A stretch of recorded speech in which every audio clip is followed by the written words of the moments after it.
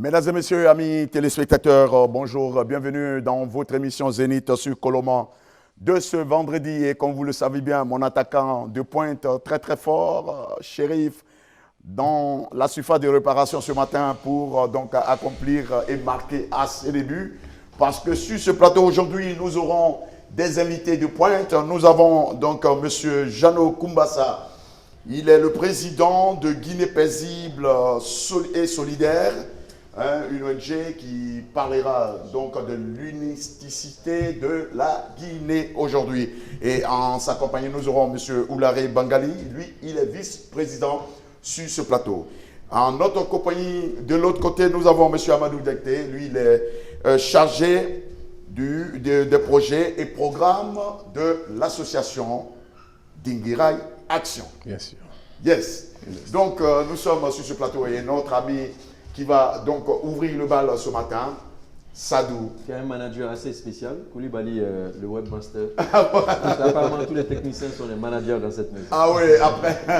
Voilà, donc Sadou Mélodie, nous vous écoutons.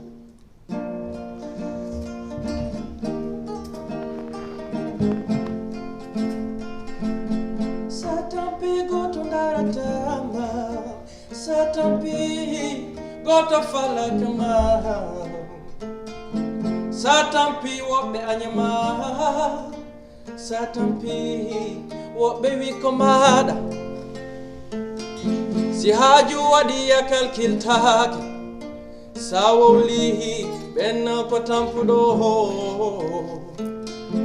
Aile aduna welafi Anene aduna no sati Asike mange mai demande Wo patama au bedu wakilare Bedu wakilare ko kafajumu Miyango to miraba Amiheba Bedu wakilare ko kafajumu Miyango to miraba Amiheba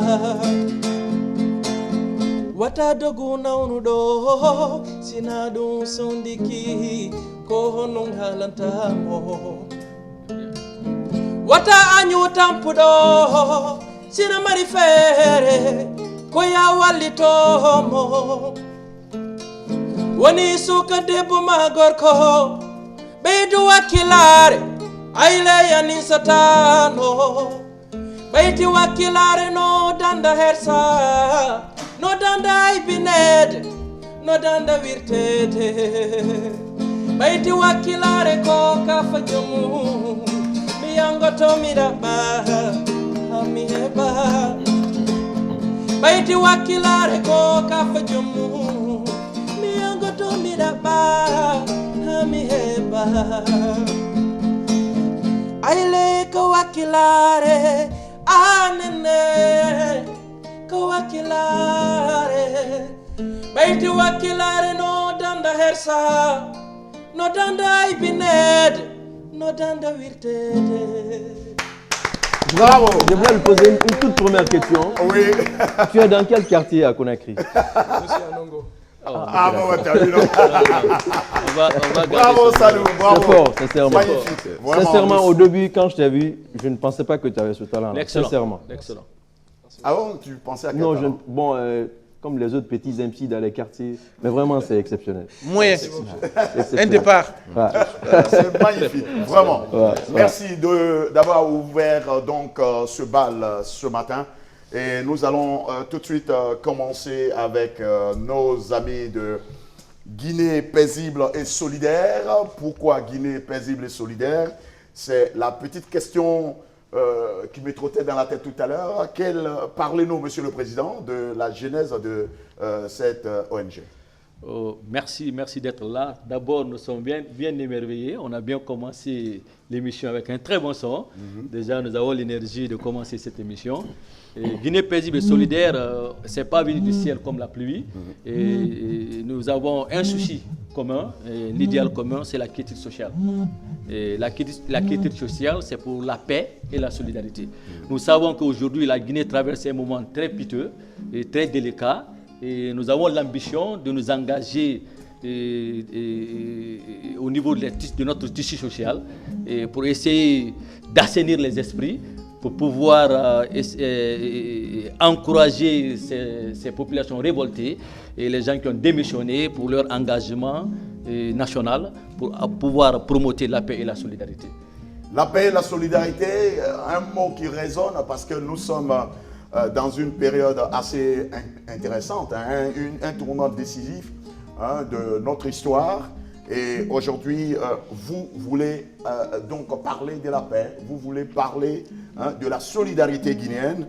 Et c'est en cela. Quels sont les différents objectifs donc, de cette ONG? Merci mon frère Alfredo de m'avoir donné l'opportunité d'être encore une fois sur ce plateau et parler de la GPS, Guinée paisible et solidaire.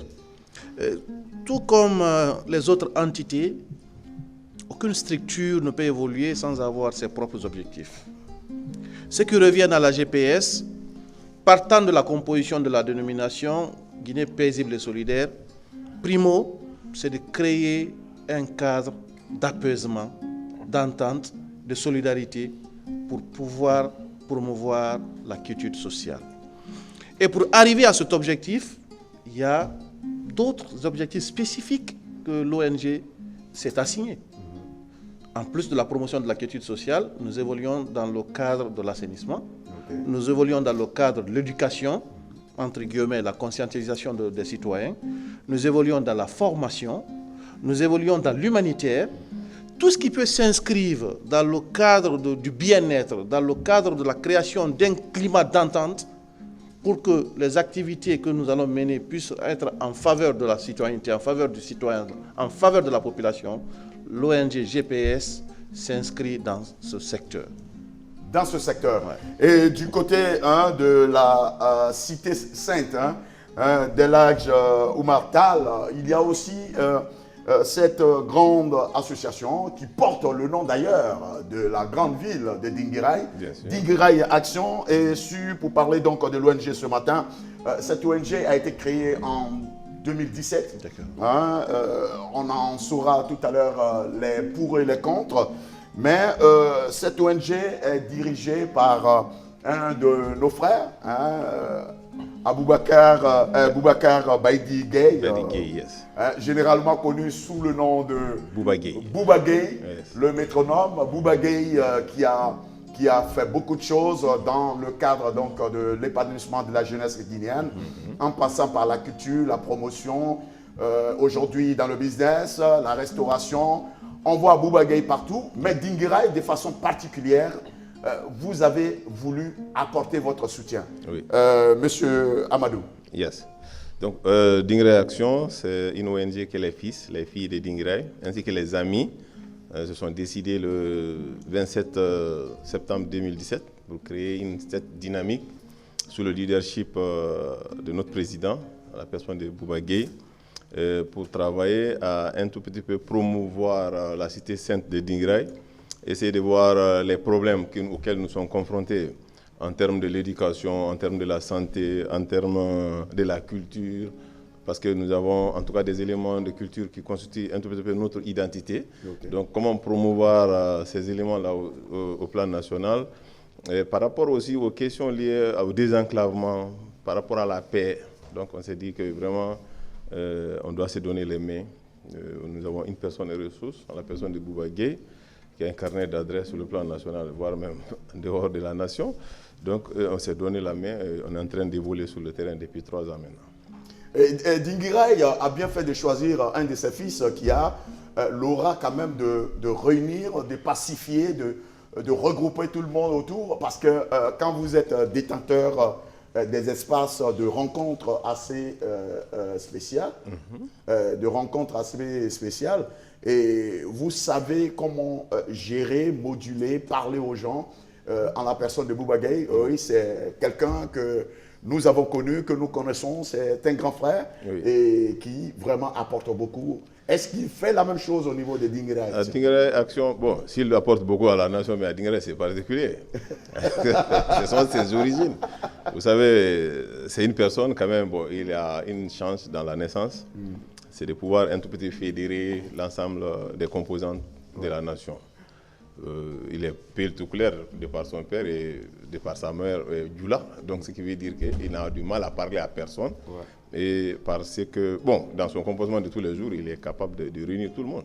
Donc, il a déjà réuni par le passé à Conakry ici des artistes, des personnes d'origine différentes. Et il a pu les manager. Ce n'est pas ses propres frères, ses jeunes frères avec qui il est né ensemble, qui ne pourra pas. Il a déjà réuni et on a déjà fait un lancement qui n'est jamais inégalé pour une ONG à Conakry. Comment ça? Le palais du peuple était rempli. Plus de 2000 personnes sont venues pour le lancement de Dingré Action. L'État a été représenté, les partenaires, des gens sont venus d'ailleurs, partout, pour venir participer au lancement de l'ONG Dingré Action, qui a vraiment marqué, dès le départ, sur le plan national et international. Et aujourd'hui, quand on dit Dingré, tout le monde voit Dingré Action, parce qu'il y a quelqu'un qui est là pour réfléchir, en tout cas sur le volet de la promotion. Et de jour, de Dieu merci, depuis que l'ONG est là, la dynamique au niveau de Dingré, au niveau de Conakry, et c'est même copié par d'autres préfectures aujourd'hui, qui s'inspirent de Dingré Action pour créer des dynamiques parallèles, pour essayer un tout petit peu aussi de promouvoir le développement dans l'air local. En parlant de cette dynamique, là, nous voyons si le réalisateur peut nous le permettre, nous voyons la salle, hein, le jour du lancement de Dingré Action. Tout à fait. Oui, juste derrière vous, si le réalisateur peut le permettre pour nos nombreux téléspectateurs qui nous suivent maintenant. Et comme vous le dites, il y a eu vraiment assez de monde. C'est assez particulier pour une ONG quand même. C'est ça que beaucoup n'ont pas compris au départ parce qu'ils pensaient que est-ce que c'est une ONG qui est capable de remplir le palais pour un lancement. C'était un tout petit peu la question qui sortait partout. Mais ils n'ont pas compris que vraiment, derrière Bouba Gueye, c'est du monde. C'est du monde. Je voudrais savoir, les fils de Dinguiraye sont partis de quoi pour créer cette ONG? Non, vous savez, le constat est national. Hein. Et dans le contexte national, nous voyons qu'au jour d'aujourd'hui, les populations prennent en tout cas leur destin en main pour accompagner l'État et les partenaires aux efforts de développement. Donc on s'est dit que chez nous, on a beaucoup de problèmes. Il y a des problèmes d'eau, il y a des problèmes de classe, des problèmes en tout cas, des centres de santé, des postes de santé. Qu'est-ce qu'il faut? On s'est dit, il faut se donner les mains. Et puis, il faut trouver une personne de consensus pour le mettre devant. Parce que souvent, il n'est pas facile de mobiliser les uns, parce que tout le monde ne se retrouve pas dedans. Mais quand il s'agit de lui, Bouba, on se retrouve tous. Et on s'est dit qu'on va aller. Et on s'est assis, on a mis les textes. On est venu le 27 au palais, on a lancé. Et puis on a un plan d'action, opérationnel, les documents, et l'État nous accompagne. Et au jour d'aujourd'hui... Voilà, donc on te dit que tu es transversal. Si tu nous suis maintenant, tu es transversal, je crois que c'est une très bonne chose déjà. Oui. Et la première question que je voudrais poser, quels sont les objectifs réels assignés à cette... Parce qu'il y a des associations qui se mettent en place pour des villes, des préfectures, mais qui ont des objectifs de façon spécifique. Est-ce que, qu'en est-il pour Dingré Action? Bon, le nom Dingré Action n'est pas forcément le statut social, parce que Dingré Action a un caractère national. Nous avons un agrément du ministère de l'administration du territoire. Et ici, on voulait remercier le ministre même qui a facilité cela, la personne de M. Brahma Kondé. Il nous a donné un agrément national, donc nous avons la possibilité d'œuvrer sur toute l'étendue du territoire national. Et Dingré Action travaille, comme je l'ai dit tantôt, dans le cadre de la promotion de la paix, dans le cadre de la promotion de la culture, dans le cadre de la promotion des activités liées au secteur de la santé, au secteur de l'eau, au secteur de l'éducation, mais aussi au secteur du désenclavement, parce qu'on travaille sur tout ça. Notre rôle, c'est un tout petit peu promouvoir tout ça à travers le plaidoyer et le lobbying auprès des partenaires. L'État est notre partenaire, mais aussi des partenaires des Nations Unies, des partenaires des ambassades. On essaie de voir partout pour comment avoir des financements, de nos projets pour que nous travaillions sur le terrain en partenariat avec les communes. Nous avons un partenariat avec l'ensemble des 8 communes, c'est-à-dire les 7 communes rurales et la commune urbaine. On est en train de voir avec eux comment il faut un tout petit peu les appuyer dans la finalisation de leur programme de développement national, communal, et comment trouver les financements qui n'en ont pas.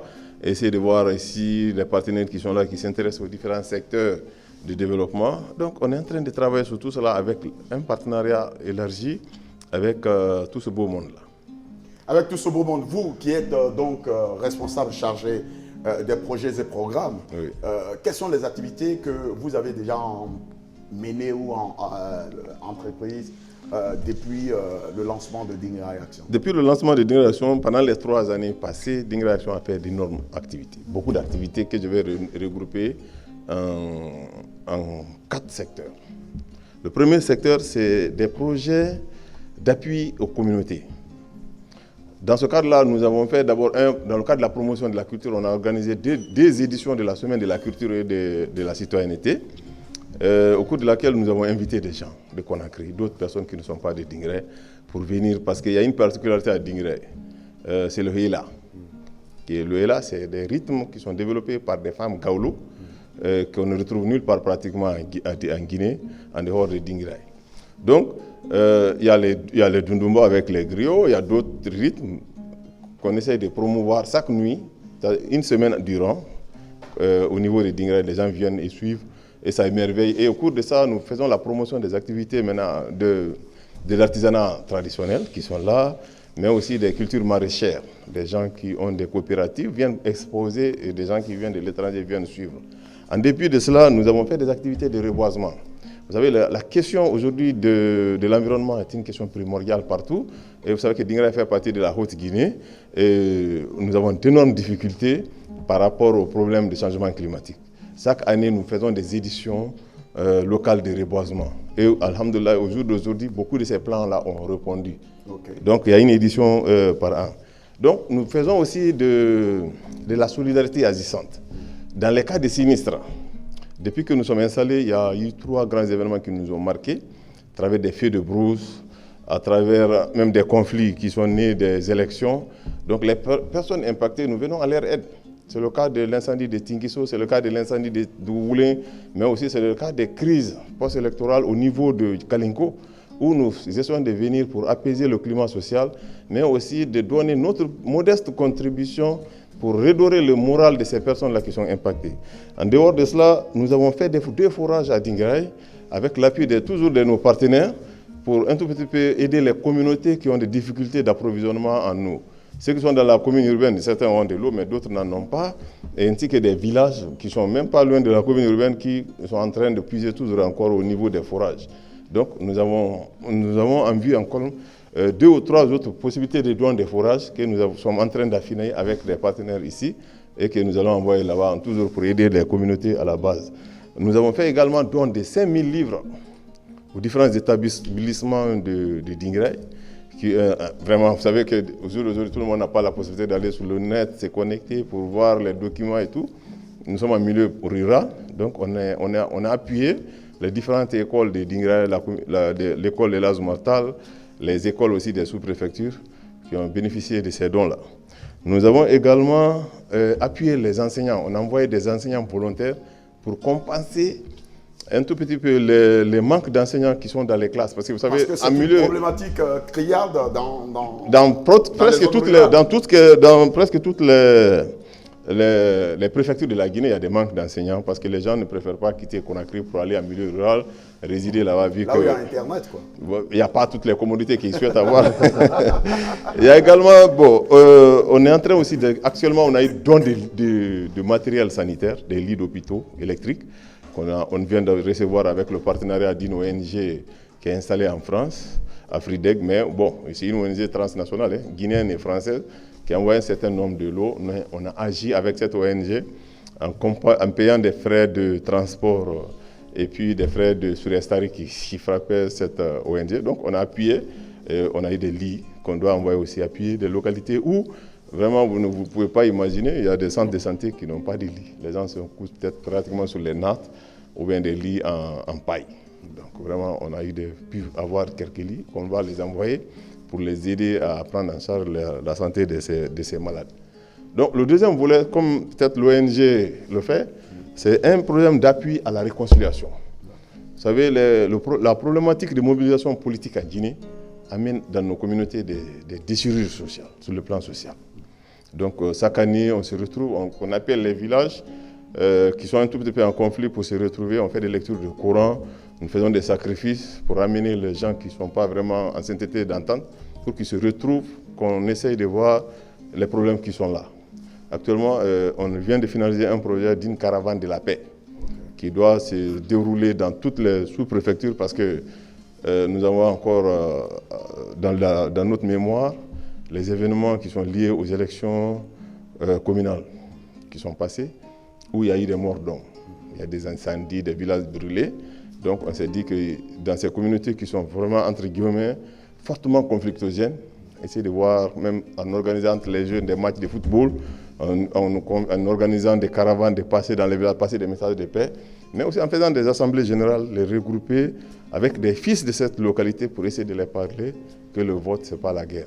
Donc c'est comment amener ces élections. Le vote, ce n'est pas la guerre. Et sur ce plateau, nous avons l'ONG Guinée paisible et solidaire. Vraiment, j'aime bien le mot paisible et solidaire.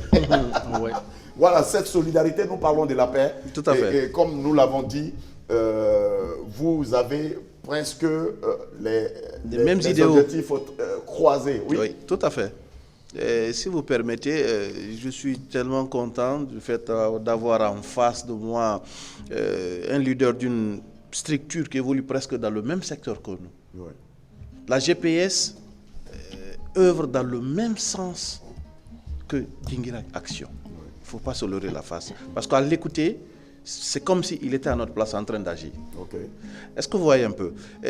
Aujourd'hui, le secteur tissu social en Guinée est un secteur délicat. On a besoin de changer complètement le comportement des gens par rapport à ça. Donc la GPS évolue pratiquement sur les mêmes traces que Dinguiraye Action. En attendant que vous posiez des questions. Moi, je voudrais poser une question peut-être oui. commune, une question commune. Cette association, c'est la fédération de toutes les autres associations à Dinguiraye ou bien c'est la seule association qui est à Dinguiraye? Dinguiraye Contrairement Action, à Fria qui a beaucoup d'associations. Oui. Dinguiraye Action est une ONG Ok. qui travaille en partenariat avec d'autres ONG locales, Ok. mais ce n'est pas forcément la seule plateforme de développement, mais c'est une plateforme quelque peu qui, en tout cas, à des moments donnés, nous fédérons. Parce que quand nous avons des projets, il ne faut pas aller seul sur le terrain. Quand il y a des dynamiques positives locales, il faut aller avec eux parce que nous partageons, comme vous l'avez suivi, souvent des objectifs communs à des endroits. Donc il y a d'autres ONG locales qui sont là, mais peut-être ils n'ont pas forcément la même envergure, mais ils travaillent sur le terrain tous les jours. Donc souvent, nous organisons même des sessions de formation pour renforcer ces ONG-là.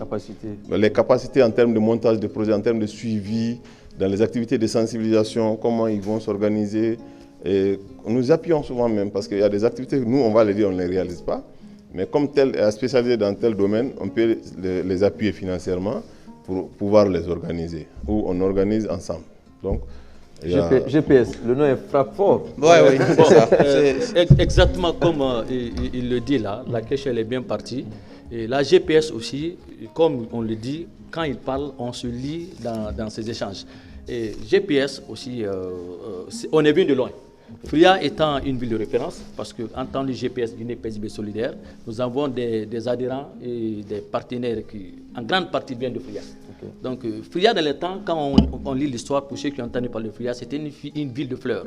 On appelait dans les temps Petit Paris. C'est une ville qui avait une compétition athlétique et éducative. Quand on parlait d'un enfant de Fria, on parlait d'éducation. On parle d'éducation parce que tout ce qu'on avait comme aspiration, comme besoin à notre jeunesse, c'était aller à l'école.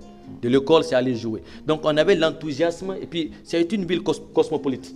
On ne lisait pas la différence des ethnies, la différence des religions. On travaillait ensemble, on faisait tout ensemble. On avait, c'est-à-dire des besoins communs. Donc à un moment donné, on a vu que Fria a eu, comme on dit, un collapse. Fria a succombé. Fria a succombé pour des raisons de grève ou de manifestation et l'usine a été fermée, je crois, pour une série de 5 ans ou 6 ans et ça a transformé Fria en ville c'est-à-dire de fourrière, c'est-à-dire de décès, des familles ont quitté, il y a eu de divorces, les gens sont déplacés. Donc en faisant la lecture de la ville de Fria, on a pu tirer quelque chose dessus comme exemple, comme référence. Qu'est-ce qu'on peut faire pour faire revivre la même joie perdue? Qu'est-ce qu'on peut faire pour faire revivre l'éducation perdue, la morale perdue, les institutions civiques perdues? Donc on s'est dit qu'en calquant Fria dans le passé et en menant ça le cadre national, la Guinée peut être meilleure. Parce que Fria a été une ville meilleure.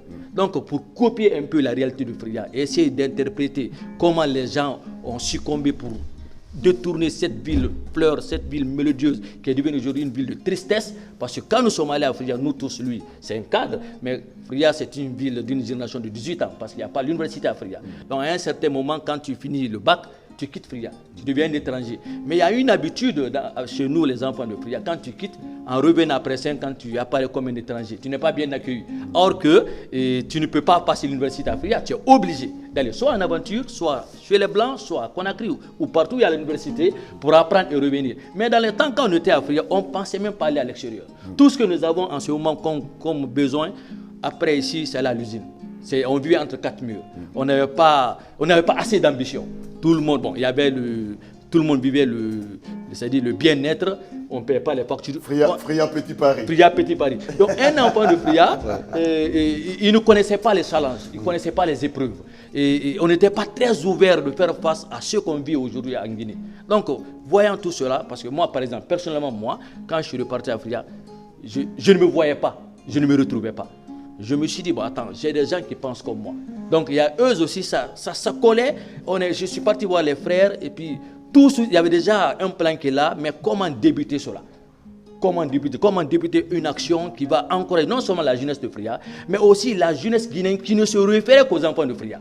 Parce que quand un enfant de Fria venait dans les écoles ici à Conakry, c'était des enfants brillants. Le médiocre, dans le temps, à l'école de Fria, était le meilleur élève à Conakry. Mais aujourd'hui, quand on voit... Non, mais c'est une réalité. Quand on le dit, les enfants de Fria se donnent assez d'éloges. Non, mais c'était la réalité.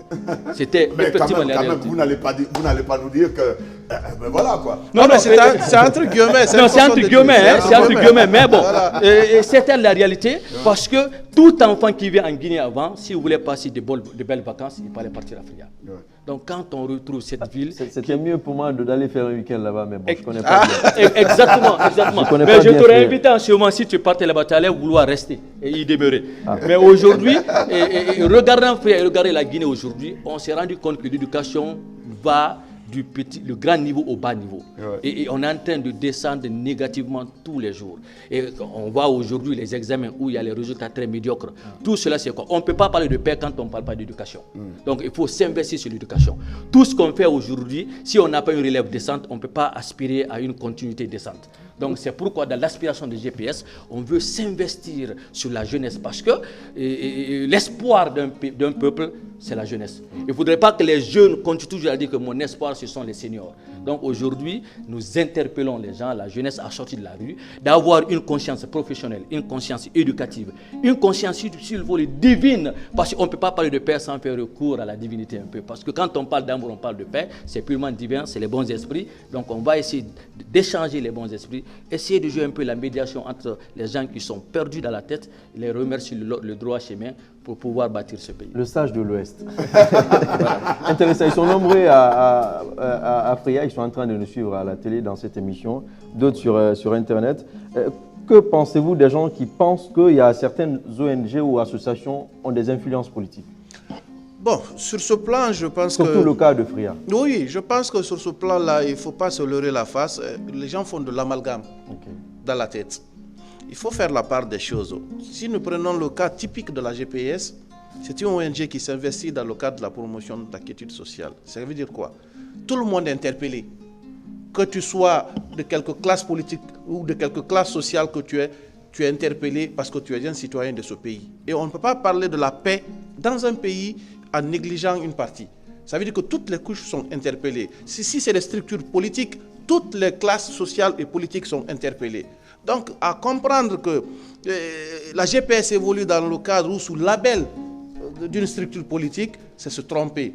Nous sommes là pour pouvoir amener tout le monde dans le même panier, dans le même paquet.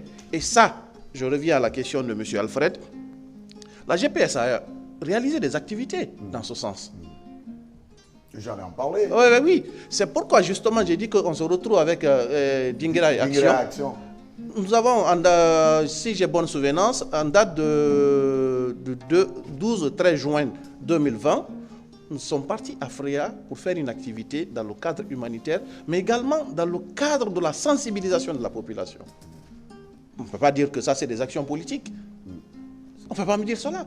Donc, c'est faire de l'amalgame. Fria a été ce qu'elle était hier. C'était vraiment du fleuron. Mais aujourd'hui, il y a un changement qui s'abat sur la ville, ce qui fait qu'on ne peut pas aller sans les fils de Fria. Il faut que tout le monde soit dans le même bateau pour pouvoir changer les comportements. La GPS, en plus de la promotion de la quiétude sociale, intervient dans le secteur humanitaire. Avec Covid-19, ça a des conséquences sociales, économiques, partout dans le monde. On ne peut pas parler de la Guinée spécifiquement. Le cas spécifique de Fria, c'est autre chose. Bien avant la Covid, c'est que les gens n'avaient pas de quoi manger avec ce qui s'est passé.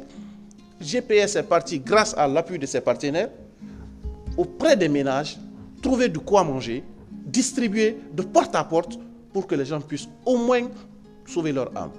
La GPA, ça fait. On a fait au moins plus de 600 ménages qui ont été ravitaillés. En denrées alimentaires, en kits sanitaires. Et ça, grâce à nos partenaires, je me permets, si vous le permettez, c'est de remercier ces gens-là. L'occasion qui viennent en aide aux ONG. La société turque Al-Bayrak nous a accompagnés. Il y a la fondation de la première dame qui nous a accompagnés. Il y a des gens de bonne volonté à l'extérieur qui nous ont accompagnés, qui ont contribué, sachant que c'est chez eux. Donc, des actions de ce genre, c'est venir en appui aux communautés, c'est venir en appui aux citoyens à la base. Et la GPS s'investit dans ce sens-là. Donc, c'est une manière de se tromper quand je vais ajouter à ce que mon confrère vient de dire. De nos jours, quand on parle de paix, directement les gens pensent que vous êtes accompagné par le régime. Ouais. Et moi, je ne sais pas en quoi la paix détruit. C'est pourquoi nous avons un slogan. On dit toujours la paix construit et la guerre détruit. Et je me dis que pourquoi on ne peut pas aller à l'endroit de l'opposition ou de la mouvance pour les parler de paix. On peut avoir des différends, on peut avoir des désaccords. C'est normal qu'on ait des accords, mais être d'accord aussi qu'on peut avoir des désaccords. Donc nous... Voilà, ça, j'aime bien cette terminologie. Ouais. On peut avoir des désaccords sur nos désaccords. Exactement. Voilà.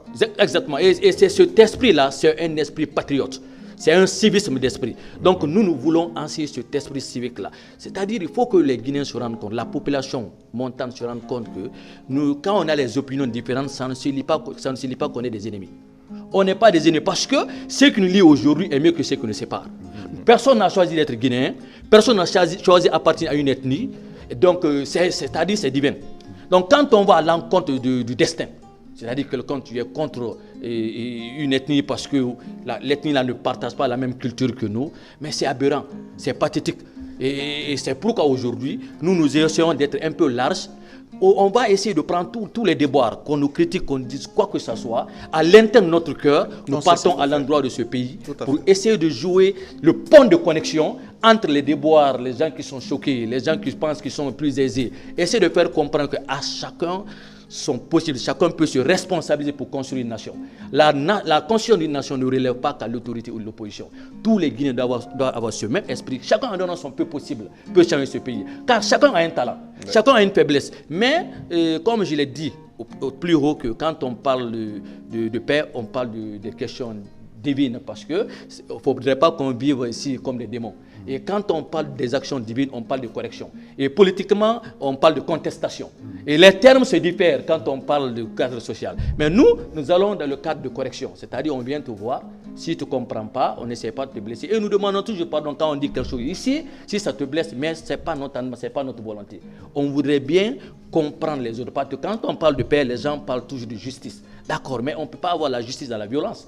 On ne peut pas parler de justice dans les turbulences. Et en aucun lieu, on peut prôner la justice quand il y a les désarrois, quand les gens sont dans la haine. Donc c'est pourquoi GPS s'inspire dans ce sens. Aller à l'endroit des personnes qui parlent pour le peuple, mais savoir utiliser le mot, les langages, parce qu'à chacun le droit de parler. Si tu ne sais pas parler, tu n'es pas appelé à faire de la politique. Si tu ne peux pas accepter que quelqu'un soit dans les désaccords avec toi, tu ne dois pas faire de la politique. La politique n'est pas pour tout le monde. La jeunesse, à un certain âge, ne doit pas parler de politique. Il doit parler de formation éducative. Donc on doit sortir les enfants de ce sens-là, se former d'abord avant de parler de politique. Moi, je ne connais pas très bien Dingaray, mais Fria est très petit. Pourquoi vous n'avez jamais pensé à fédérer? Bon, sur ce plan-là, fédérer entre guillemets, certes, mais il y a des associations qui travaillent en connivence. Okay. Comme il l'a dit, il y a le contenu local. La GPS, elle est nationale, c'est une transversalité qu'on a. Okay. Mais il y a le contenu local. Tout dernièrement, lors de la réalisation de notre activité, il y a des associations qui ont été interpellées, qui sont venues nous accompagner. On a mis les efforts ensemble, on a réalisé. Et ici et à l'extérieur, parce que la GPS, par exemple, là, laissez-moi vous dire qu'il y a des antennes qui sont en Europe et aux États-Unis. On travaille en connivence. Maintenant, il y a des associations qui sont au niveau préfectoral, qui évoluent dans le contexte local, mais quand la GPS a des activités à réaliser au niveau de la ville, ils viennent en appui, on travaille ensemble. pour le même objectif. Nous allons donc nous tourner vers notre artiste. Mon artiste préféré. Ah, ton artiste préféré. Ah ben il est bien, hein? Notre Artiste. Voilà, notre artiste. Il est Bon, notre artiste. Il faut changer le pronom personnel. Notre artiste préféré. Voilà, donc nous nous tournons vers Sadou. L'artiste du peuple. C'est ça. Bon, l'artiste du peuple. hein. Voilà. Voilà, l'artiste du peuple pour nous proposer donc quelque chose de meilleur encore, comme il a fait tout à l'heure. Le dernier morceau de tes compositions. Non, pas Ah le non, ne l'influence pas. Laisse-le faire son choix quand même. Rends-nous curieux, rends-nous curieux. Le morceau le plus nul de ta composition. Ah Maintenant, je vais faire une chanson d'amour. Ah ben, Mais voilà, on prend l'amour là. on prend l'amour. On prend l'amour là quand même. Exactement. Mais c'est pas votre amour là. Hein. Voilà, on parle de la paix. Regardez là, vous parlez de votre amour, c'est pas ça. Krobouba, faut leur dire. Aile saduko bobo, ai bobo anda hunde, aile komisuka kecho.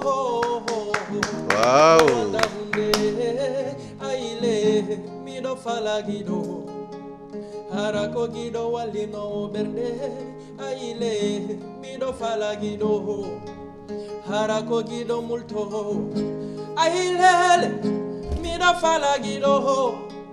Harako gido multo wojejo miro falagido harako gido mosonjatala simo selefinde aile simo labi bernde aile simo mojijiku fima wani naila selefinde morokina rauna nyije halanala kunirda mitoma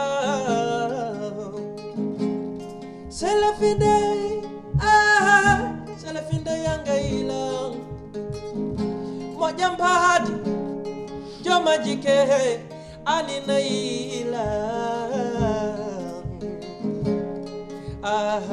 midoiduma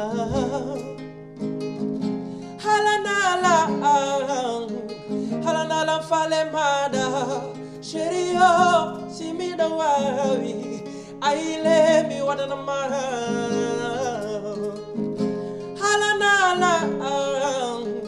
halana ko fala dayate devio simida wawi aile mi dotama selafinde ai joma jike mojambadi gido yondo fima wani naila aile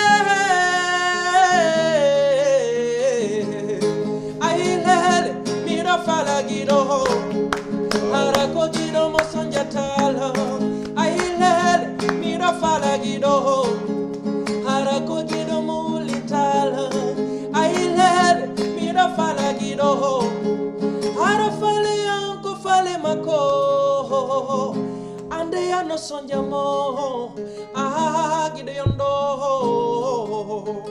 Wow. si ula manangila hai minyamire wantala sherio si ula manangila hai miwali midano tako gido yo walino walamberde gido yondo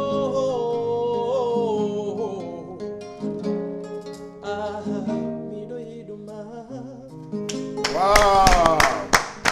Bravo. Moi, j'aurais souhaité qu'il soit à Bambeto pour ne pas qu'on pense que c'est toujours des gens qui jettent, mais il y a aussi des talents dans le quartier. Ben oui. Donc, c'est un message aux jeunes de Bambeto, des talents cachés. Ils n'ont qu'à venir. Osa. Ils sont flexibles quand même. Ils sont pas des lions. Tout n'est pas mauvais. Hein. Ils sont- bien sûr, ouais. Ça, il faut se le dire. Tout n'est pas mauvais hein, Voilà. sur l'axe. Merci, vraiment. Mélodie, ton nom le dit. Non, Mélodie, mais ton nom le dit. C'est excellent. C'est Sadou. J'ai vu le représentant de l'association de Dinguiraï qui est en train de il poussait sa tête. Vous êtes ancien Oui, rappeur parce que ou quoi? nous comprenons bien le poulard. Ouais, ils ne sont pas loin. Donc, quand il parle, moi je comprends beaucoup. Écoute la mélodie, nous comprenons très bien. Le message véhiculé, en fait. Il a déjà envie de l'inviter dans leur. On pourra l'inviter bientôt à la semaine culturelle. Après, prions que la Covid la passe rapidement. Parce que la Covid, quand même, a eu un impact sur. Non, ça, on n'en parle même pas. Partout, dans tous les secteurs. Dans tous les secteurs, ça c'est évident. Sinon, bon, pratiquement sur la question qui est liée à l'appartenance politique des ONG, c'est clair, il n'y a pas d'amalgame possible. Non. Les ONG ont un caractère apolitique. Politique, tout à fait. Cependant, des membres peuvent avoir des positions politiques. C'est normal. Dans une organisation, il y a plusieurs tendances. Obédience. Mais en venant dans les actions des ONG, nous venons apolitiques. Nous venons contribuer pour le développement sans tenir compte des appartenances politiques des uns et des autres. Principe d'impartialité. Donc les gens doivent faire cette démarcation. Mais les ONG aussi peuvent se réserver le droit de se prononcer sur des questions politiques. Vous voyez qu'il y a beaucoup d'ONG qui sont dans les mouvements de contestation, je ne dis pas leur nom, mais ils sont dans les mouvements de contestation politique. Mais il y a d'autres aussi qui accompagnent le développement à la base, avec les structures associatives qui sont à la base, les coopératives qui sont dans les productions au niveau des communautés. Il y a deux types. Le changement social peut être fait à la base tout comme au sommet. D'autres font la politique au sommet, d'autres aussi appuient les communautés à la base pour s'en sortir dans les mains de la... C'est diversifié. Ça arrive à certaines ONG, on dit que c'est la politique, mais il y en a qui ne respectent pas les codes. Non, ça c'est des cas. L'État peut les retirer rapidement leur agrément. Non, moi j'en sais quelque chose par rapport à ça. Une ONG ne doit pas dire voter pour X ou bien voter contre Y. Non. L'ONG quand même peut, s'il y a une activité politique, il y a un impact, soit positif ou négatif sur la communauté, il peut dire que c'est bon. Moi j'ai participé à une coalition d'ONG quand l'État avait retiré une convention minière à une société parce que c'était dans l'intérêt de la Guinée. On a félicité l'État. Mais si l'État prend une décision aussi qui est contre les communautés, l'ONG aussi doit pouvoir dire non. Ça, c'est la possibilité à des organisations, mais on ne doit pas s'impliquer dans un vote pour dire voter pour X, voter pour Y. Non, ce n'est pas notre ambition. Pour illustrer davantage. davantage. Ambition pour revenir Non, pas du tout. Notre page pub, Zénith Pub, nous allons donc vous proposer et nous revenons sur ce plateau. Au patronage de Dr Ibrahima Kassori Fofana, Premier ministre, chef du gouvernement, l'Union nationale des vendeurs de poissons fumés organise une grandiose cérémonie pour le baptême de feu de leur union le samedi 19 septembre 2020 dans la salle des congrès du Palais du Peuple à partir de 10h. Parrain, M. Ibrahima Konaté, ministre conseiller à la présidence chargé des missions marraine, son Excellence Adja Diéné Kabakonde, première dame de la République. Toutes et tous, le samedi 19 septembre 2020 dans la salle des congrès du Palais du Peuple pour la cérémonie officielle du baptême de feu de l'Union nationale des vendeurs de poissons fumés. Contact 628 24 32 66. Voilà, merci. Retour sur ce plateau. Retour sur ce plateau. Voilà pour continuer donc notre débat. Oui, vous étiez en train de... Bon, je voulais dire... Des ONG qui se comportent oui, un justement, peu pour illustrer davantage ce que vous avez dit, effectivement, le ministère de l'Administration du Territoire et de la Décentralisation, à travers son chef, qui est le général Bourema Condé, a mené des actions dans ce sens. Il y a des associations qui sont parties se faire agréer dans le cadre social purement apolitique, à but non lucratif, mais une fois sur le terrain, dans leur phase opérationnelle, ont mené des activités politiques. Automatiquement, comme il l'a dit, de par les préfets, je veux dire à la base, ils se sont vus carrément retirer leur agrément. Et cela a compliqué actuellement la délivrance de l'agrément. Et ça, c'est quelque chose qui est actuellement de bloquer le chemin à pas mal d'ONG qui veulent se faire agréer parce que ça crée le doute. Ouais. Ça crée le doute. C'est très important ce que vous venez de dire. Mais est-ce que ces associations, ces ONG, ne s'étaient pas comportées dans le camp de l'opposition? Non, ce n'est pas parce que c'est dans le camp de l'opposition. Que tu sois de la mouvance ou que tu sois de l'opposition, dès lors que face à l'autorité, tu as demandé un agrément et que dans le but ou dans les objectifs, tu as une association à but non lucratif qui est apolitique, tu dois réaliser des activités dans ce sens. Si tu fais le contraire, c'est normal que l'autorité te retire l'agrément parce que tu n'as pas respecté ce qui a été dit dans ton terme juridique. Oui, Amad. Oui, il y a des mauvais exemples. La mauvaise exemplarité, ça se trouve aussi dans les organisations. Mais aussi des organisations même qui outrepassent Moi, je suis une ONG agréée dans le cadre de l'environnement. Je me comporte maintenant en agent eau et forêt. Quand quelqu'un coupe le bois, je monte mon agrément et je t'arrête. Pendant ce temps, je peux revendre le bois là. Mais il y a ça. Mais les ONG, comme je l'ai dit tantôt, nous sommes en politique. Mais on se réserve le droit aussi de nous prononcer. Parce que quand une question, c'est-à-dire qu'il y a une question politique qui a en tout cas des incidences sur la communauté, nous pouvons prendre position pour dire nous sommes pour ou nous sommes contre. Notre avis. Ouais. Voilà, là, ce n'est pas demander de dire, bon, moi maintenant, je suis le président de l'ONG, je suis dans tel parti, tous les membres vont voter pour tel parti. Non, c'est différent. C'est différent. Donc, il y a la nuance là qu'il faut lever. Ouais. C'est prononcer sur des questions qui ont des incidences sur la communauté, ça c'est une possibilité. Mais dire voter ou contre pour, ça c'est une autre chose. Possibilité. Ouais. Par exemple, les élections, ce sont des enjeux politiques. Mais quand nous voyons que ces élections vont déboucher à de la guerre, à de la violence, nous sommes des forces de proposition, d'alerte, mais aussi des forces contre le pouvoir quelque part. Où on va dire à l'État, non, ne faites pas ça, on n'est pas d'accord. Et si l'État ne comprend pas, on se réserve le droit de marcher pour dire à l'État, nous, on n'est pas d'accord. Et ça, on peut le faire, mais ça ne veut pas dire qu'on est contre l'État. Voilà, donc les gens, souvent les gens vont dire, ah ouais, l'ONG a marché contre l'État, il est contre. Non, ça ne veut pas dire la même chose. Ou bien l'ONG, tout ce que nous faisons, c'est à l'actif de l'État. Ça aussi, les gens ne doivent savoir. Les ONG sont des partenaires parce que ce que nous faisons, si ça ne cadre pas aux politiques de l'État, l'État doit dire non, ça ne marche pas. Nous voulons par exemple faire des projets de construction d'écoles. Il y a la carte scolaire. Si nous voulons réaliser l'école là où l'État n'a pas dit de réaliser, on va dire non, déplacer votre école, aller dans telle autre localité qui est prévue pour la carte scolaire, tout comme la carte sanitaire. C'est des choses comme ça. Oui. Donc l'ensemble des micro-initiatives, nous avons les micro-initiatives. Tu vas voir une ONG qui va faire un barrage hydroélectrique pour toute la Guinée. Non.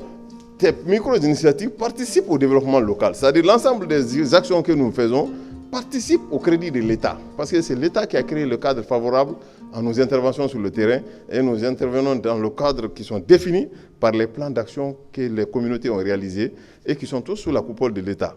Donc c'est un tout petit peu la nuance que nous avons avec des structures qui se disent, bon, ceux qui veulent faire la politique peuvent créer des mouvements politiques et qui sont différents des ONG qui sont agréés à politique à but non lucratif, mais dont les membres peuvent se prononcer pour ou contre des actions qui ont des incidences sur la vie de la communauté. Surtout qu'aujourd'hui, il y a tellement de mouvements. Il y a un nouveau mouvement qui vient de m'envoyer le message. Mouvement Kankan-Ronkata. Hey, ils sont à Koya. Yamoussa, ils sont à Koya. Hein. Voilà. Moi, par rapport aux différents mouvements, j'ai un concept personnel par rapport à ça. Moi, j'aurais voulu inviter quand même l'État guinéen ou la population guinéenne d'essayer d'embrasser un peu l'excellence. L'excellence est très important parce que si on doit toujours, si chacun a ce droit de s'acquérir d'un agrément de paix et qui n'a pas ses qualités, il y a ça aussi, d'enseigner ou d'initier ce comportement de paix, je crois que ça ne fera que créer des fissures dans notre développement social. Et j'aime le dire que les ONG emploient toujours des citoyens libres qui peuvent appartenir à n'importe quel parti politique. Mais puisque nous postulons dans le cadre de paix, et quand on parle de paix, on parle tu dois aimer la loi et respecter la loi. Et en aimant et en respectant la loi, tu dois initier les mesures à entreprendre pour suivre les instructions de l'administration. Nous ne devons pas être les indisciplinés. Donc nous recevons tous les jours, mon père, chaque fois. D'abord, il n'est pas seulement le vice-président, il est aussi notre stratégiste, notre conseiller. Il relève l'administration du territoire, de telle sorte que quand nous voulons entreprendre quelque chose, il est la première personne qu'on interpelle. Est-ce que si nous faisons ça, est-ce qu'on ne viole pas la loi? Parce que tu ne peux pas parler de paix et quand tu t'alignes comme une personne ordinaire qui viole à toutes les lois. Moi, on me pose toujours la question sur ma page. Tu appartiens à quel parti politique? Même dernièrement, j'ai dit, mais arrêtez de me poser la question pour me dire de quel parti politique j'appartiens. Mais puisque je m'investis pour la paix, je souhaiterais que la Guinée ait un leader qui va unir les Guinéens, qui va nous enseigner cet esprit d'amour, cette conscience professionnelle. C'est-à-dire, il faudrait qu'on arrête de se comparer, de se mesurer. Quand on essaie de vivre, c'est-à-dire en se mesurant, en défendant chacun son droit, à chacun son droit, même le fou a son propre droit. Donc à un moment donné, quand on parle de l'unanimité d'esprit, il y a la logique qui est là. disons quelque chose qui ne va pas attiser la colère, qui ne va pas attiser la haine ni la division ethnique. Faisons dans un sens, travaillons dans un sens que chacun se voit bien servi dans une communauté. Ce n'est pas facile, on ne gagne pas les choses de la même manière, mais juste en ayant un esprit d'équité, pas d'égalité mais d'équité, on s'élève, on se complète et on s'entraide, chacun sera heureux. Chacun sera heureux. Il y a une question qui est aussi fondamentale. Comment vous travaillez avec les députés de vos différentes circonscriptions? Bon, ça c'est une belle question, une très belle question, parce que ce matin, avant qu'on ne vienne sur le plateau, j'avais demandé à M. Alfredo, quand j'ai vu le nom du député uninominal de Fria, et je crois qu'il n'est pas passé. Bon, ça c'est une raison, je ne peux pas dire sur le plateau. Non, il devrait être aussi sur le plateau ce matin. Tout à fait. Il a un défi, son père, toute la nuit, il est resté au chevet de son père. J'aime le dire, quelle que soit la structure, tu veux évoluer dans une circonscription donnée, il faut donner la main aux autorités. Ouais. On ne peut pas aller à l'encontre de l'autorité. Dinguira Action ne me dira pas le contraire. Oui. Moi, j'ai toujours dit qui veut l'entendre. Sommes des Par exemple, le on est cas des de Fria. des partenaires d'exécution. L'autorité demeure le socle de développement d'une circonscription. On accompagne l'autorité. On accompagne l'autorité. C'est vrai, je vous l'ai dit, c'est vous qui avez mobilisé les moyens, c'est vos partenaires qui vous accompagnent. Mais pour l'opérationnalisation de votre action, dans la circonscription, l'autorité doit vous accompagner, doit être avec vous, pour votre garantie, pour votre sécurité, mais pour vous donner un crédit. Que ce soit l'autorité communale, que ce soit l'autorité administrative ou préfectorale, je crois qu'il faut toujours être avec l'autorité dans l'esprit du respect de la loi. Oui, nous avons de très bons rapports, hein, pas seulement qu'avec le député, le député de Dinguiraye. mais surtout les communes qui sont à la base. Vous connaissez le nom du député de Dinguiraye? Oui, très bien, Honorable Bailali. Ah, ok, d'accord. À tout moment, il nous appelle. Le député a plusieurs rôles à jouer, en dehors de ces trois rôles régaliens, qui est la représentation, qui est la législation et le contrôle de l'action de l'État. Le député aussi est un appui au secteur du développement. Ouais. Nous, ONG Dinguiraye Action, si nous écrivons un projet, nous voulons aller à une ambassade. Nous venons avec le député. Il voit le député avec nous, ça nous donne un crédit supplémentaire. Pour dire que voilà le mandant de cette préfecture qui accompagne cette ONG. Ouais. Parce que par la mauvaise exemplarité, la plupart des partenaires craignent les ONG. Les ONG, quand ils viennent sur le terrain, soit ils prennent l'argent avec les partenaires, ils disparaissent. Il y a des mauvais exemples. Voilà, il y a de très bons exemples qui travaillent sur le terrain, avec qui nous-mêmes, nous collaborons avec d'autres ONG ici qui sont beaucoup plus institutionnalisées, telles que Agile, telles que d'autres ONG, qui vraiment ont un niveau d'institutionnel plus élevé que nous et auprès de qui nous apprenons. Il y a ça. Mais le député peut aussi intervenir dans le cadre de la gestion des conflits. Parce qu'il a eu le mandat de toute la communauté. C'est le seul qui a le mandat de toute la communauté. Le maire a le mandat d'une communauté, c'est-à-dire d'une commune. Lui, il a le mandat de toute la communauté. Il peut nous accompagner dans le cas aussi de la résolution des conflits. Par exemple, il y a un problème, il dit « Ah, moi, vous m'avez mis à l'Assemblée, j'accompagne cette ONG pour vous parler de paix. » Parce que ce qui s'est passé, c'est cela, en disant pas forcément tout le monde a tort ou tout le monde a raison. Non. Parce que quelqu'un disait au sein de la vérité, chacun a un pied en l'air. Donc, il peut aider. Le député peut aider. Mais forcément, le député n'est pas une banque. Il n'a pas forcément les financements. Ce qu'il gagne au niveau de l'Assemblée ne peut pas lui permettre de financer les projets. Mais il peut aider les porteurs de projets à avoir des financements par son statut, en donnant plus de crédits aux postulants. Et ça aussi, il doit suivre l'exécution parce que il ne faut pas que, sinon lui aussi il perd sa crédibilité. Tout à fait. Si le député vous accompagne, vous avez le financement, il n'a pas un œil, vous êtes libre et indépendant, mais il doit contrôler au même titre qu'il contrôle l'État, l'exécution de ces projets-là au bénéfice des communautés, afin que l'argent ne prenne pas une autre destination. Vous avez dit quelque chose qui est très important. Oui. Un député peut aussi, c'est le garant de la paix et autres. Oui. Mais un député qui fait campagne pour un parti, est-ce qu'il serait la bienvenue? Oh, les actions de développement et les actions politiques ne sont pas forcément les mêmes. Ça ne vient pas au même moment. Il est élu sur la bannière d'un parti politique. En Guinée, c'est la loi qui le dit. Pas de candidature indépendante au niveau des législatives. Donc, pendant la campagne, c'est un autre moment. Vous savez, en ce moment, il vient avec le manteau de la politique. Ça, en ce moment, il s'inscrit dans ce cadre-là. Mais lui, il le connaît que déjà, il est garant de la paix. il ne va pas pour tenir des propos qui vont incendier les communautés. Donc, il connaît ce qu'il faut, ce qu'il ne doit pas. Parce qu'au niveau du Parlement, il y a des séries de formations. Les ONG peuvent se créer, ils n'ont pas forcément les outils nécessaires pour travailler dans le cadre de la paix. Ils peuvent demander des requêtes auprès de l'État et d'autres partenaires qui peuvent les renforcer pour tenir. Parce que le terme de paix, généralement, les gens ne peuvent pas les cerner. Parce que quand moi je viens dans une localité où il y a les conflits, si je m'arrange d'un côté, c'est-à-dire je prends déjà une couleur politique, je m'exclus. Ouais. Donc en venant pour la paix, il laisse le manteau politique, il vient maintenant en tant que manteau des représentants de la communauté. Mais cela ne veut pas dire qu'il ne doit pas faire de campagne pour un parti. Au moment de la campagne, c'est ailleurs, mais il doit éviter dans ses propos de s'exclure pour une communauté. Parce que dès qu'il est élu, il dit « je suis le député de cette préfecture ». Je suis le député pour ceux qui m'ont élu et ceux qui ne m'ont pas élu. Mais il a une appartenance politique, ça c'est humain. C'est clair. Ça c'est humain, il ne peut pas se départir de ça aussi. Voilà, donc merci à chacun. Nous allons parler de mode de financement de vos différentes activités. Ça aussi c'est un élément très important. Tout à fait. Parce que pour revenir à la question de Chérif tout à l'heure. Honorable Chérif tout à l'heure, où on parlait par exemple de l'appui, par exemple de l'État, de ceci, de cela. Quel est le mode de financement de vos différentes activités? C'est par les cotisations hebdomadaires? Bon, tout comme les autres associations, dans le statut et règlement, il y a ce qu'on appelle les cotisations. Comment mobiliser le fonds de fonctionnement. Les cotisations périodiques, qui est une assiette de financement. Mais quand une activité est prévue dans un plan d'action opérationnel, il y a ce qu'on appelle les voies et moyens pour pouvoir mobiliser le fonds. On va vers nos partenaires, on va vers les personnes ressources, on va vers les bonnes volontés.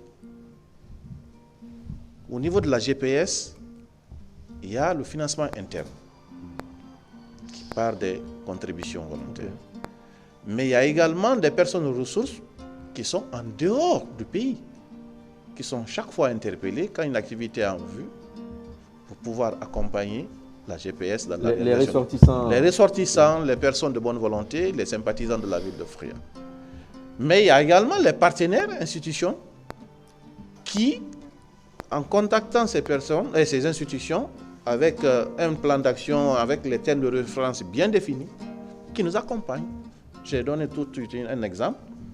À la suite de la réalisation de l'activité, ils étaient vraiment contents. Ils ont vu que le fonds qui a été mobilisé est parti au bon endroit et les preuves étaient là, les justifs étaient là. Voilà. Oui, bon, c'est pratiquement dans les textes juridiques, comme vous l'avez dit, hein, d'abord, c'est les cotisations. Ouais. Les cotisations constituent la première source des revenus de l'organisation. En adhérant, je paye un montant. Chaque année, je me engage de payer un autre montant pour le fonctionnement de l'ONG. Maintenant, nous faisons aussi des levées de fonds. Par exemple, nous voulons construire une école dans une localité. Nous faisons le projet bien fait. Nous demandons l'appui à des personnes de ressources, des personnes de bonne volonté, qui peut être aussi le département de tutelle.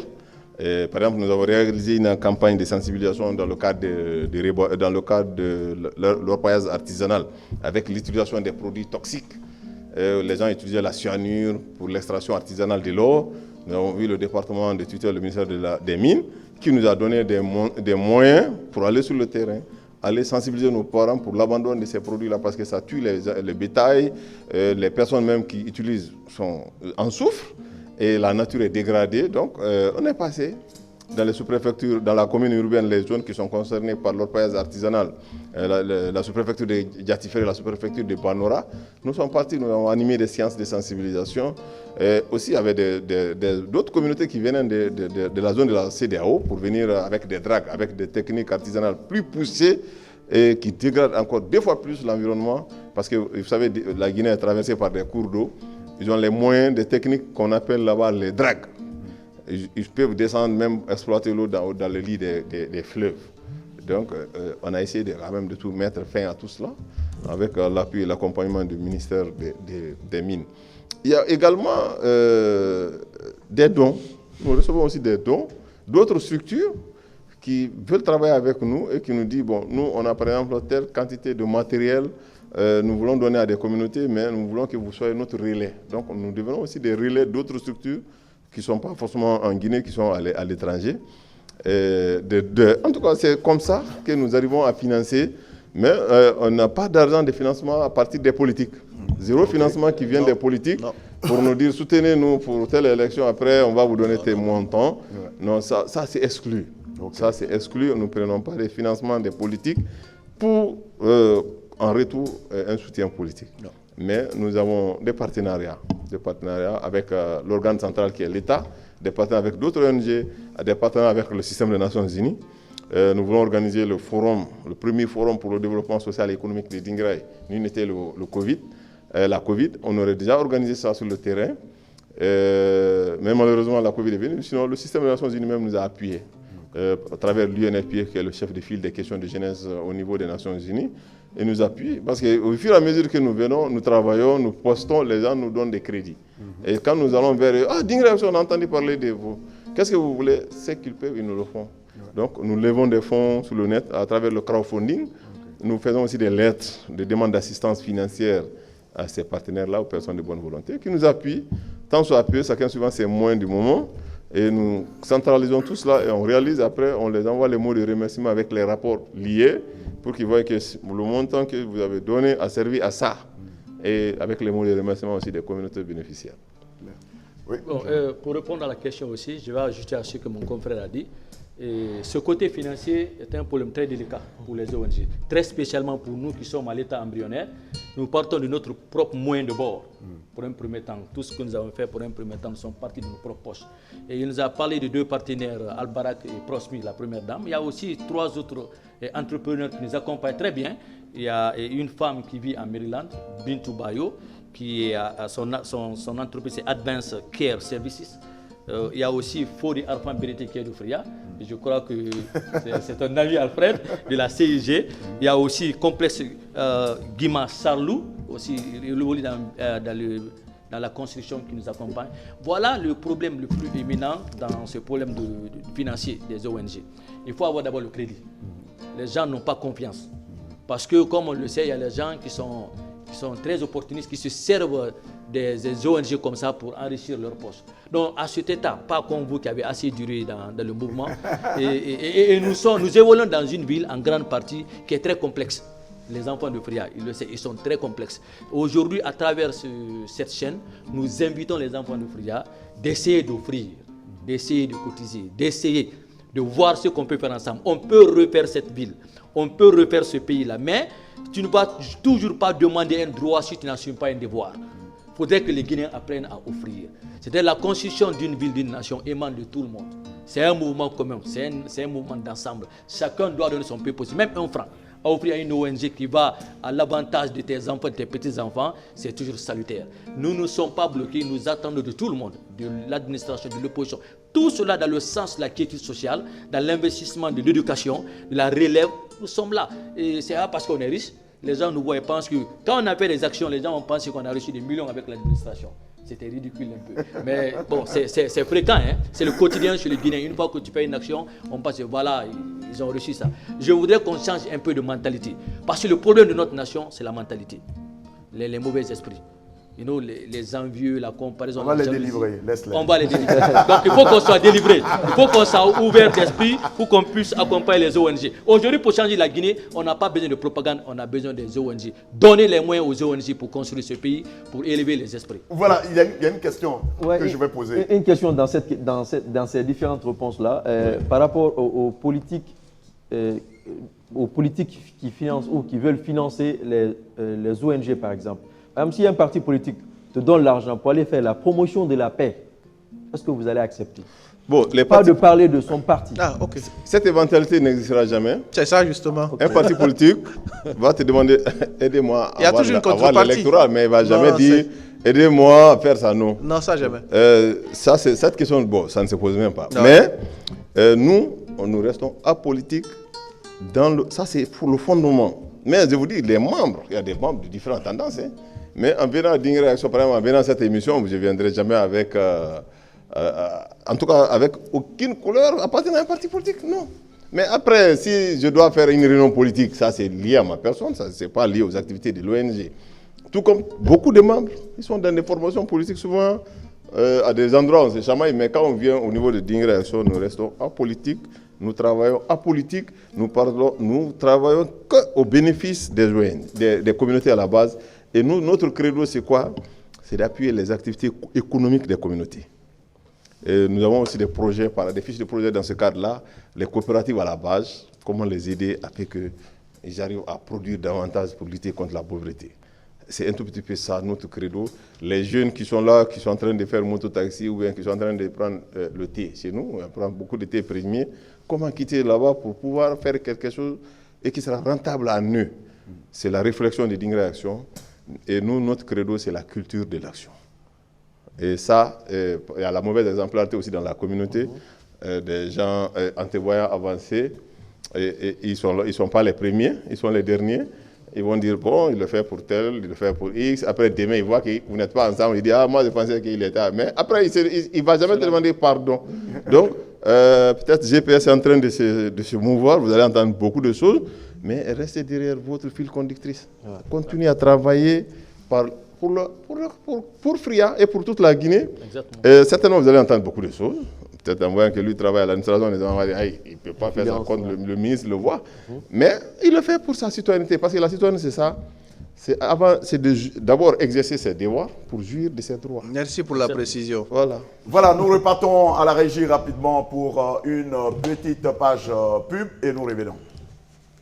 De Dr Ibrahima Kassori Fofana, Premier ministre, chef du gouvernement, l'Union nationale des vendeurs de poissons fumés organise une grandiose cérémonie pour le baptême de feu de leur union le samedi 19 septembre 2020 dans la salle des congrès du Palais du Peuple à partir de 10h.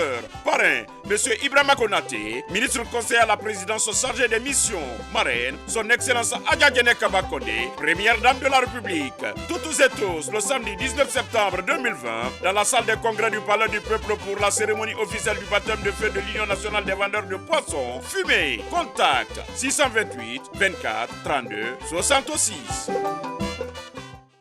Voilà, merci. Nous revenons sur ce plateau. Vous qui parlez des paix, il y a aussi, pour parler des paix, un élément ou un facteur très important qui prime aujourd'hui, ce sont les coordinations régionales. Quelles sont vos différentes collaborations ou les liens que vous avez avec les différentes coordinations? Ou comment est-ce que vous voyez les coordinations? Bon, surtout, entre parenthèses, Basse-Guinée qui en a trop. Oh oui, bon, écoutez, c'est un cas très délicat aussi, dans la mesure où chacun se donne le droit de créer une structure, une coordination, ou bien un mouvement pour venir accompagner soit le régime pour un besoin personnel. Et ce qui nous différencie des autres, c'est que nous ne sommes pas dans un combat temporaire. Nous allons perdre dans notre combat, nous allons persuader dans notre combat. Et on essaie de voir à travers les autres coordinations et des différents mouvements, des différentes villes, si on doit coopérer avec eux, si c'est juste pour une raison politique, comme il le dit. Parce que c'est très compliqué aujourd'hui, à un moment de campagne, et toutes les coordinations en grande partie sont politisées. Et les ONG ne sont pas là pour les actes temporaires.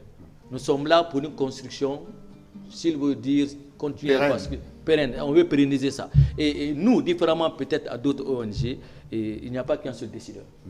Il n'y a pas, bon, on vient de dire que je suis le président de l'ONG, mais c'est purement symbolique. Ça ne veut pas dire que je décide tout, rien ne vient de moi. Et de telle sorte qu'on bouge en symbiose d'esprit, et de telle sorte qu'on ne veut qu'aucune ethnie soit blessée, aucun régime ne soit blessé, aucune opposition ne soit blessée. On fait en sorte qu'on tire de part et d'autre un point qui va aller à l'avantage national, à l'avantage de toutes les entités guinéennes. Donc aujourd'hui, pour nos coordinations pour Fria, on essaie de fédérer les choses. Il y a beaucoup d'ONG à Fria. Nous essayons, comme on l'a dit, on est à l'état embryonnaire. Et nous avons essayé d'interpeller les gens à Fria, les différents présidents des différentes organisations, pour essayer de tenir une réunion et pour pouvoir assainir d'abord les esprits, comme je l'ai dit, assainir les esprits, pour pouvoir nous crédibiliser, nous porter confiance, puisque nous sommes dans le cadre national. Parce que toutes les ONG qui sont à Fria, c'est les locaux qui sont là-bas. Donc nous essayons de les dire qu'on peut les parrainer. partir de la Guinée, à partir des autres pays, on peut les parrainer. Donc, je vais laisser peut-être mon... Oui, Amadou. Très bien. Nous, tout ce qui est lié à la coordination régionale, le régionalisme, ce n'est pas notre domaine, ça. Okay. On est contre. Okay. Tout ce qui est à l'identification de l'ethnie, on est contre. Nous pouvons travailler avec les associations de ressortissants qui travaillent dans le cadre du développement. Parce que les associations de ressortissants, si vous faites une étude sur le pays, ils ont beaucoup appuyé le développement de leur communauté. Ça, nous sommes pour. Mais les coordinations régionales, telles que nous voyons, peut-être il faut recréer les coordinations régionales dans l'esprit du développement, mais c'est des coordinations qui s'alignent directement derrière les politiques. Ce qui n'est pas, en tout cas, en phase avec Dingré Action. Et nous, il y a une coordination préfectorale des ressortissants qui travaillent, qui appuient, qui envoient beaucoup de financements, qui travaillent dans le cadre de la paix. Nous sommes d'accord. On travaille avec cette coordination-là. En tout cas, ils étaient même au lancement. Et chaque fois, on a des initiatives, on les consulte, ils nous appuient tant soit peu. Mais les coordinations régionales qui sont à base ethnique ou qui sont derrière des politiques qui ne travaillent jamais dans le cadre du développement, ça, nous, on n'est pas vers ça. Et nous sommes entièrement contre.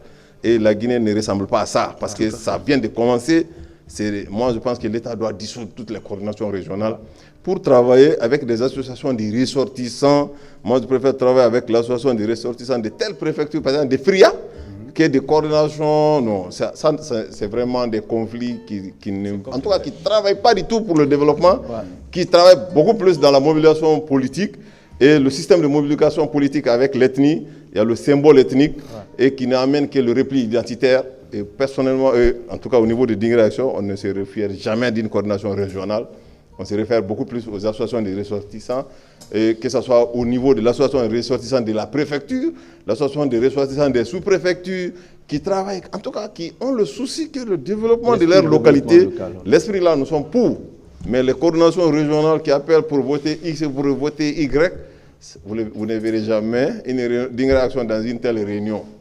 Peut-être vous allez voir un parti politique qui vient pour saluer le président de la coordination régionale pour dire votez pour moi, et qui dit nous, et appelle les autres.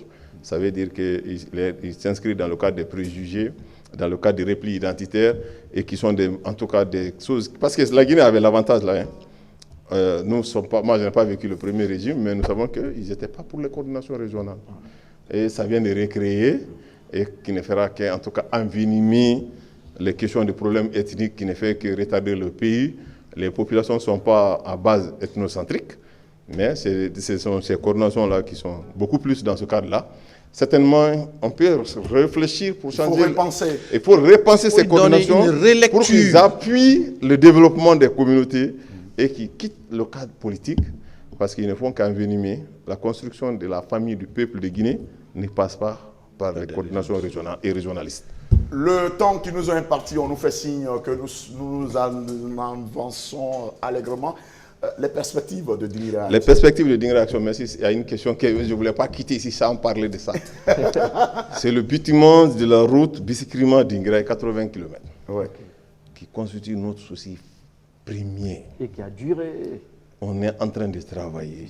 Comment mettre en place un programme de lobbying, un programme d'accompagnement, un programme de plaidoyer auprès de l'État pour qu'on essaie de répitumer cette route-là, où souvent 80 km, on peut faire 4 heures de temps, 5 heures de temps.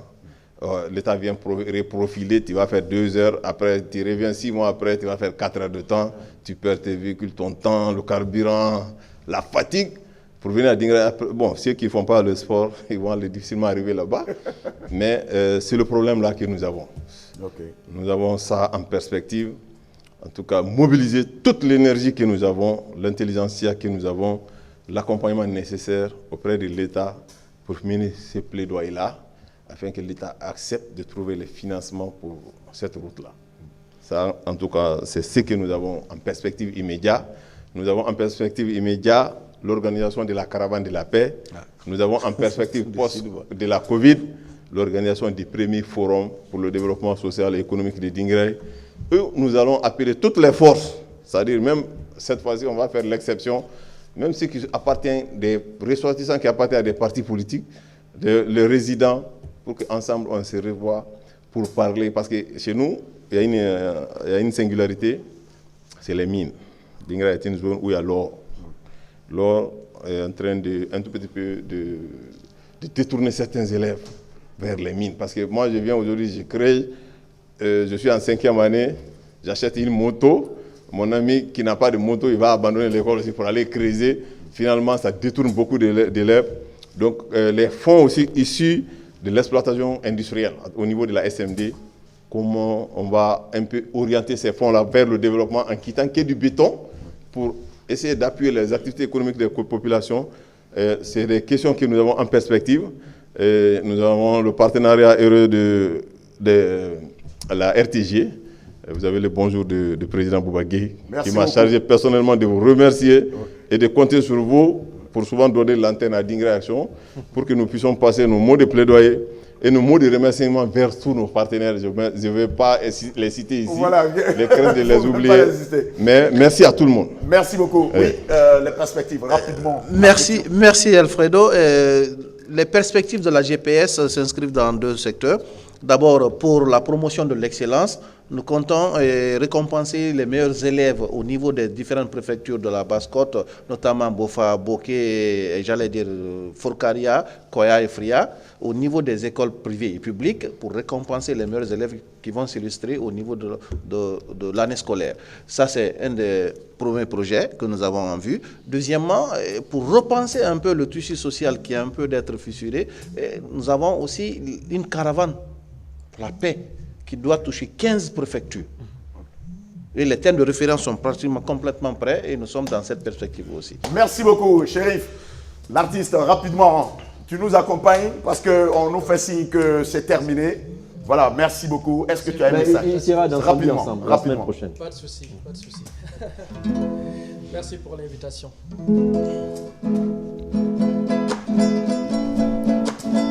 Histoire de faire poser un peu. Yogido